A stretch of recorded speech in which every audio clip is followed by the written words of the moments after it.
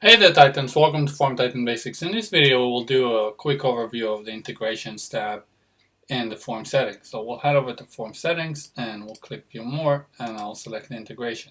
Now you notice the push integrations. This is different from the Salesforce integration. We have a different one for Salesforce integration specifically. So we'll head back to integrations and hit edit on the push, and you'll see you have a bunch of stuff you can integrate with. We can see that we're already integrated with Salesforce. Let's say we would want to integrate with Twilio. We will click to authenticate. I don't have a Twilio user, so I cannot demonstrate it fully, but you will just set up the information here, what you want to pass to Twilio, and you can send an SMS or WhatsApp to Twilio. And like I said, there is a bunch of stuff here that you can integrate with out of the box.